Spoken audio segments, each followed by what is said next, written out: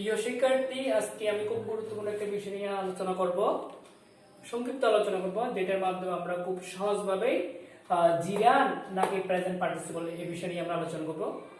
ভার্বের সাথে আইএনজি যুক্ত থাকলে সেটাকে আমরা জিরান মনে করব না সেটাকে প্রেজেন্ট পার্টিসিপল মনে করব, কখন প্রেজেন্ট পার্টিসিপল হয় কখন জিরান হয় আমরা আজকে খুব ইজি ভাবে শিখবো। যে এই প্রশ্ন প্রায় সময় আমরা বিসিএস এও দেখি, বিসিএস এর কোশ্চেনে দেখি, ব্যাংক জবসের যে এক্সাম গুলো হয় এগুলোতে দেখি, ভার্সিটি অ্যাডমিশন টেস্ট কোশ্চেনের মধ্যে আমরা পেয়ে থাকি। আজকে আমরা প্রেজেন্ট পার্টিসিপল বা জিরানটা কি আমরা জানি।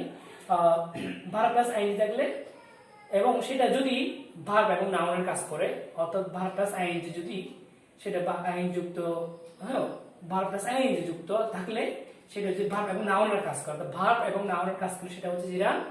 আর ভার্ব প্লাস আইএনজি থাকলে সেটা যদি ভার্ব এবং অ্যাডজেক্টিভ অথবা অ্যাডভার্বের কাজ করলে, ভার্ব অ্যাডজেক্টিভ এবং অ্যাডভার্বের কাজ করলে সেটা হচ্ছে প্রেজেন্ট পার্টিসিপল। তাহলে আমরা এখন জানলাম জিরান কি, প্রেজেন্ট পার্টিসিপল। এখন আমরা কিভাবে সহজভাবে আমরা কোনটা জিরান কোনটা প্রেজেন্ট পার্টিসিপল আমরা ফাইন্ড আউট করতে পারি সেটা শিখবো। আমি লিখি B1 plus ING plus noun.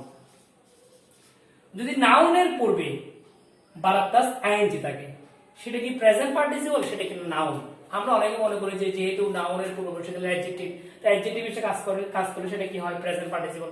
আসলে না, সেটা জিরানও হতে পারে। হ্যাঁ, এখন আমরা দেখি এই যে এটাকে আমরা বা কোনটাকে জিরান কোনটা প্রেজেন্ট পার্টিসিপল কিভাবে আমরা সেটাকে ইজিভাবে ফাইন্ড আউট করব। প্রথমে আমরা এই যে বিষয়টা আমি লিখলাম, যে টেকনিকটা লিখলাম সেটাকে আমরা উল্টাই দিব। উল্টাই দিলে কি হয়, নাউন এরপর দিলাম নাউন প্লাস দিলাম verb plus ING, B1 plus ING লিখলাম। তাহলে আমি কি করলাম, এটাকে উল্টাই দিলাম। উল্টাই দিলে কি noun plus B1 plus ING. এরপর আমি যদি মাঝখানে ফর বসাই, যদি এটা কি করা যায় অর্থপূর্ণ হয়, অর্থাৎ নাউন প্লাস মাঝখানে ফর বসিয়ে এরপর ভার্ব প্লাস আইএনজি, সেটা যদি কি করা যায় ফর বসিয়ে যে রিপ্লেস করা যায়, অথবা ফর বসিয়ে যদি সেটা অর্থপূর্ণ হয়, অর্থবহ হয় বা অর্থ ঠিক থাকে, তাহলে সেটা হচ্ছে জিরান। আমি আবার বলি, নাউন প্লাস এবং ভার্ব প্লাস আইএনজি এর মাঝখানে যদি ফর বসিয়ে যদি অর্থপূর্ণ হয়, কোন অর্থপূর্ণ সেন্টেন্স হয়, তাহলে অর্থ যদি ঠিক থাকে তাহলে সেটাকে আমরা জিরান বলবো। আর নাউন প্লাস B1 প্লাস ভার্বের সাথে আইএনজি থাকলে মাঝখানে যদি ইজ বসিয়ে অর্থ ঠিক থাকে, অর্থাৎ নাউন প্লাস মাঝখানে ইজ বসিয়ে ভার্ব প্লাস আইএনজি, অর্থাৎ নাউন প্লাস ভার্বের সাথে আইএনজি এই দুটোর মাঝখানে যদি ইজ বসিয়ে কি করা যায়, যদি অর্থ ঠিক রাখা যায়, সেটা হচ্ছে প্রেজেন্ট পার্টিসিপল। প্রেজেন্ট পার্টিসিপলের সঙ্গে আমি কি লিখলাম, পিপি মানে কি প্রেজেন্ট পার্টিসিপল। তাহলে আমরা এখন এক্সাম্পলের মাধ্যমে সহজভাবে আমরা শিখতে পারি। আমি একটা এক্সাম্পল লিখতেছি এখানে, সুইমিং ফুল লিখলাম, সুইমিং ফুল লিখলাম। তাহলে আমি আরেকটা ওয়ার্ড লিখতেছি, সুইমিং গার্ল। তো আমি এখানে টেকনিক্যালি লিখলাম verb plus ING plus noun থাকলে verb plus ING plus noun, verb plus ING plus noun, সেটা কি করতে বললাম, উল্টাই দিতে বললাম।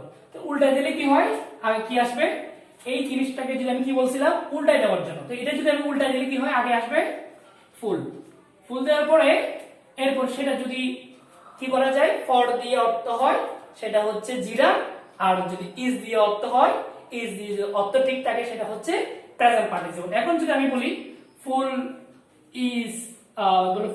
ইজ সুইমিং, সেন্টেন্স কি কারেক্ট? কখনো না।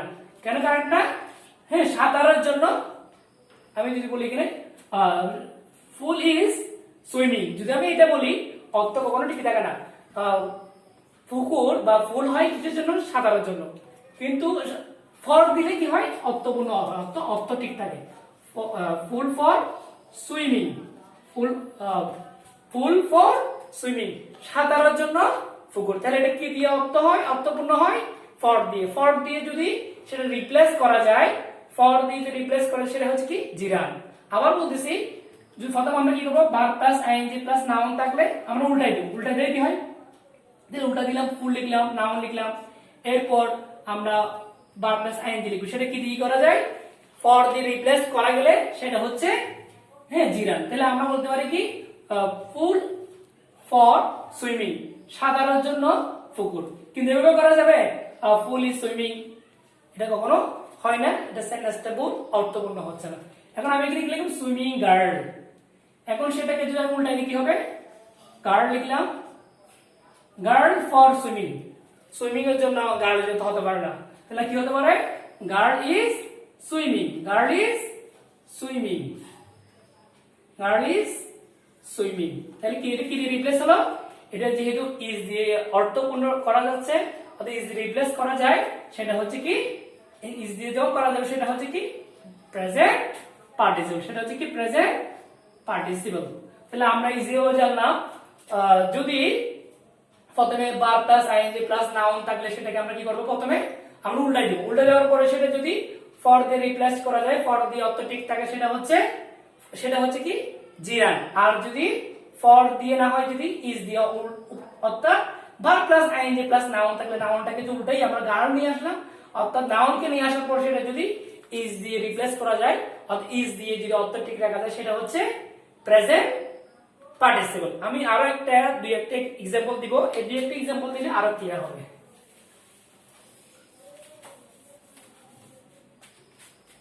লিখলাম ওয়াকিং গার্ল, ওয়াকিং, একটা লিখলাম ওয়াকিং স্টিক্স। এখন দেখি আমাদের সূত্রটা হচ্ছে কি verb plus ING plus noun, verb plus ING plus noun থাকলে কি করতে হবে? আমাদের সেটাকে উল্টাই দিব, উল্টাই দিলে কি হয়? এখানে আমি গার্ল লিখলাম, গার্ল লিখলাম।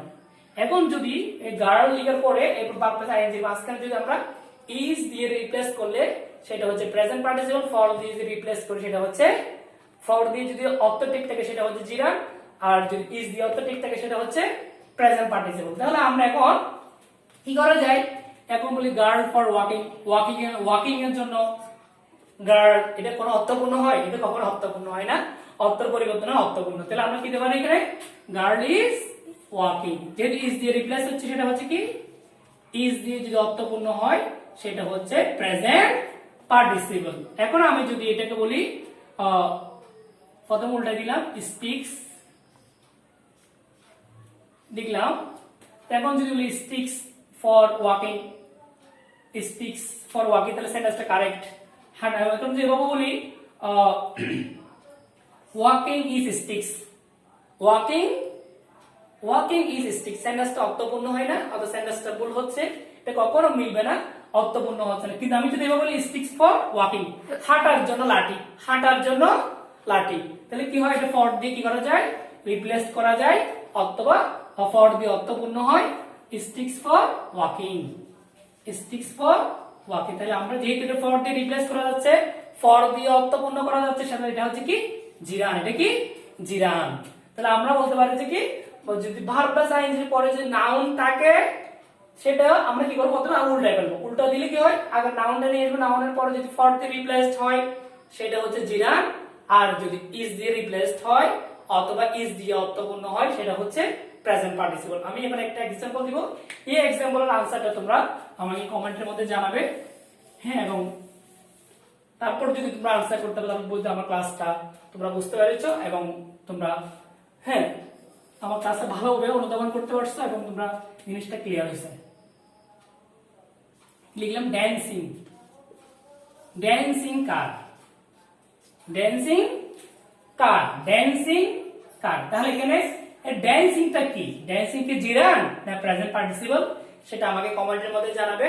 এই পর্যন্ত, আগামী ক্লাসে আর জিরান এবং প্রেজেন্ট পার্টিসিপল নিয়ে আরো একটু বিস্তারিত আলোচনা হবে। আজকে এতটুকু, সবাইকে ধন্যবাদ।